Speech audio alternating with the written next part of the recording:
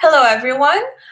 Today I am with Lida Minasyan. Lida is an Atlas Core Fellow, Class 29, serving at Global Fund for Children, and she's doing an amazing work. Lida is here, and she's going to host a very interesting webinar about leading change through creating a shared story. So it's like about storytelling for change, right? Yes. Okay, Lida, I can't wait to. Thank you, Ons. Hi, everyone. My name is Lida. Like Ons presented, I'm class 29. And since I believe in leadership and in theory in leadership and the power of storytelling, my webinar is going to be about storytelling and how to use storytelling for your leadership and for building constituency and mobilizing people. Um, so let's start. Like I said, the title of the session is Leading Change Through Creating Shared Story. Let's talk about leadership. Leadership is taking responsibility for enabling others to achieve shared purpose under conditions of uncertainty. And leadership actually requires responsibility as itself to mobilize other people. But sometimes how we see leadership is the illustration in the middle when we see one person and we see all of the other people going to this one person. And it feels like this one person is responsible and in charge for everything. But let's think of like what about those arrows that don't even reach to the person that is in the center? Or also, can this one person or one body be responsible for everything? And other theories actually show the first illustration, which kind of shows that everyone is a leader and everyone is a leader in their own communities, and also everyone can give their knowledge and experience back to the community. But another question arises here whether this is very effective or this is the best option that we can use for our leadership. But a lot of theories indicate that there is another version of leadership, which is usually called snowflake, which is the third illustration. It doesn't really look like snowflake, but imagine this whole like branches are continuing like 360 degrees. So it's like round. It looks like a snowflake shape. And this is the best leadership model for in a lot of theories because it says that one person as a leader shares his or her leadership with others, and then others share those skills with others. And then their credibility and their leadership power is actually built on reciprocity. It's twofold. You give and then you also receive credibility. Talking about leadership, it's important to talk about organizing because there can be no leadership without organizing. And organizing is a form of leadership that enables a constituency to turn its resources into power and to achieve its goals through recruitment, training, and development of leadership. Basically, organizing means that you are equipping people and giving them knowledge, tools through training, through development, through coaching, um, and you give them power to make their own change. You this is this is embedded in the definition of the leadership itself when we say that leadership is taking responsibility for enabling others to achieve shared purpose, because this is how you equip people so they can achieve their own purpose. But also when we talk about resources and interests, because every person has their own interest and resources, we have to note that we are mobilizing the resources of other people and we are empowering them, giving them the power to reach their own goals. So, organizing is about enabling people with the problem to mobilize their own resources to solve it, and importantly, to keep it solved. Because sometimes we can just solve the problem for a short period, but it's not going to be consistent and very sustainable if we are not continuing this whole leadership process to keep the issue solved. And power is the ability to achieve purpose. It is the influence created by the relationship between interests and resources. Like I said, everyone has their interests and resources. And in order for us to get to someone's resources and enable them to use their own resources, we should know what their interests are. And since we need to know what their interests are, we need to get to the values. And this is how the storytelling comes in. So, going on, it's important to talk about how to create a shared story because actually, organizing is motivated by shared value expressed through public narrative. And organizing is important, like I said, because you are mobilizing other people's resources, but also to get to those resources is the way through you can do it through the heart. As you can see in this illustration, it has strategy, which is our head, narrative, which is our heart, and action, which says hands. So, what does this mean? The hard part is actually the why. It's like the reasons, the values, the motivations that are driving us to make change. That's why it says hard. And to get to the heart, we can do it through a narrative, through a shared narrative. Strategy is usually the how, so it's more like cognitive, logos, as you can say, and analysis. So it means that after we understand what is the why, we need to understand what is the how. That's the strategy we're going to use. And the third one is the action. When we call it heart, we call it hands. So it means that we have to use the heart and the head to make the hands work, so to call it to action. And this training is about how to use the public narrative, which is the storytelling, to drive one for action. So, public narrative usually is constructed from three stories. We call it story of self, story of us, and story of now. This is a powerful tool developed by Marshall Guns from Harvard Kennedy School, and he used to use the same training for the presidential training program. A little more about the story of self, story of us, and story of now. When you want to tell a compelling story, you should start from the story of self. And story of self usually communicates the values that called you to lead this way. Like I name my own values in my story of myself and I present myself. I make other people to know me better when I share my own story. And some people actually can use this to um, show some of their vulnerabilities, some of their character, and this is very compelling because others get to know you. They see a character in you. The second is story of us. This is when you connect your own values and yourself to the story to others and the story of others. So you make everyone feel that they are the part of their story.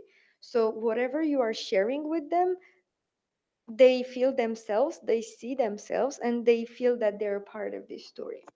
And the third one is the story of now, which is actually showing the urgent challenge. And it always needs to have this urgency and the call for action. And this is how it narrates from yourself, from your story, from story of us, and then you go to story of now. So maybe a little more information about story of self and how actually to tell a compelling story and talk about you. So story of self should usually start from the challenge. You have to describe a challenge when you start your story of self in this model.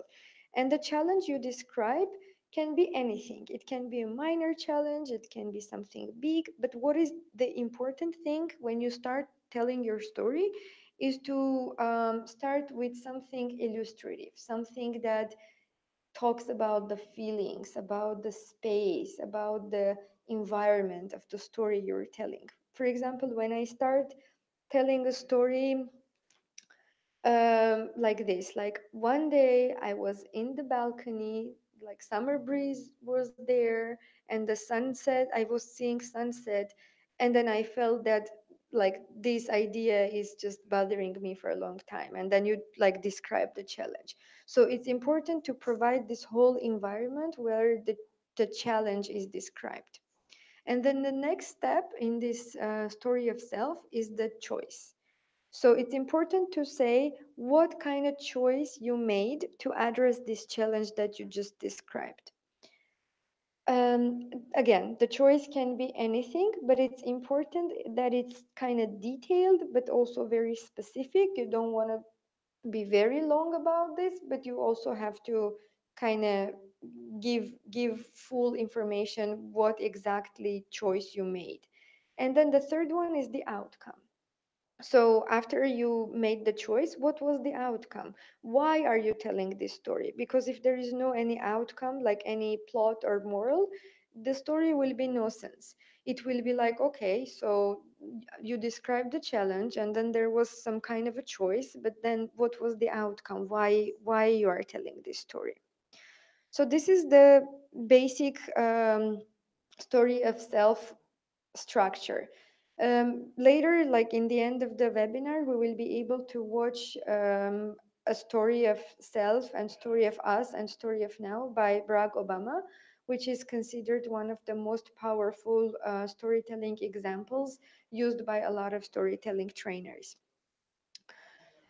So going on, the next one is the story of us. Just like I said, story of us is important because here uh, the dots are connected between values, between emotions, and between actions. So in the story of self, you talk about values and you bring up some values. And then when you talk about the story of us, you actually invoke emotions, and then that will potentially lead to action, which is more described in the story of now. So story of us more enables us to get each other and experience the values that they share, and then they can inspire them to act together, find courage in each other, and find hope in their solidarity. It's more categorical as and experiential as, in the meaning that we are the same category. We are the same with our experiences or maybe with other characteristics. So, how to create the story of us and how a lot of people do this? It's just, let's say we're sitting in a room of fellows and then you want to create the story of us. You mention those common experiences, common characteristics that you share with the other fellows because you are like one of the same fishes in the same water. Let's say you are like creating this common space and common environment to make everyone feel that they are the part of the story. So, a story of us communicates shared values that anchor your community, values that may be at risk and may also be sources of hope. It's important to, in the end, give a little bit of hope, to say that the whole, again, like the same challenge and the choice and outcome leads for some kind of hope, which will be later referred in the story of now part of the thing. So before going to story of now, I want us to see another example as a video, and then reflect a little bit on that, and then continue with the other um, examples.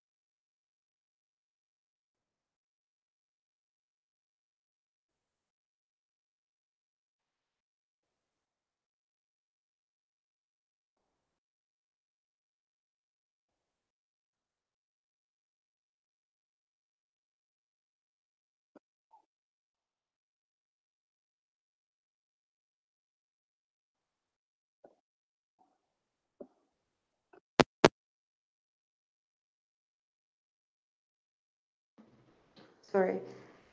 Um, because we heard the story, so how she described the environment he used to live, and then the problem that they had challenges with going to the university, and then she was leading to solution, like how the problem, there was hope, and then how the problem was about to be solved, and then the way she was doing the story is like creating this common narrative with the other students sitting in the room. So the third part of the training is about the story of now. And like I said, story of now has a little different structure because it is again based on the challenge, and then there is hope, and then there is choice. But also the difference is that the story of now describes an urgent choice that is faced by us. And then the choice in this case needs to be more detailed, and then it needs to be like a strategy. We cannot just describe a general thing like let's all be better and not discriminate others, for example. It needs to be like an ask. It needs to be like an urgent call. So the story of now describes an urgent choice faced by the us whom you hope to mobilize to act. A challenging vision of what will happen, it is does not act, a hopeful vision of what could be if it does act, and a call to commit to the action required. In this way, a story of now makes the bridge from story, why we should act, to strategy, how we can act more effectively. So, how we know why you've been called to the mission? We also know who the us is that you will call on it to join you in what that mission is. And so what you do in here is almost like what Martin Luther King did in 1963 when he was doing his I have a hope speech, what he used to call fierce urgency of now, was deriving from a challenge, from a nightmare of racial oppression. And then he gave this hope. He created this whole shared understanding as like shared public narrative. And then he gave like a specific call of action, what others need to be do. So again, to summarize it, when you do the storytelling, you have to start from the story of yourself and then create this common understanding by sharing the story of us, and then go to story of now, which will be like the next steps. You can tell the same story differently every time. It really depends on what your constituency is, and then whom you're trying to mobilize, whose resources you're trying to mobilize, and what is the common shared goal that you tend to achieve by mobilizing your constituency. And like I said, there you can act different stories each time to be more appropriate to the goal, and you can tell the same story a little bit revised. But since we all are natural storytellers, we all are used to do this. The matter is just to do it the right way and to do it the more compelling way. And this model is one of those models that you can make your story more compelling. So I guess this is it. We finished the storytelling seminar. So Thank you so much, Lida, for sharing all these insights and for this amazing presentation. I really enjoyed it. Guys, if you have any questions, do not hesitate to write them down to me or to Lida. And thank you. thank you. Bye. Bye.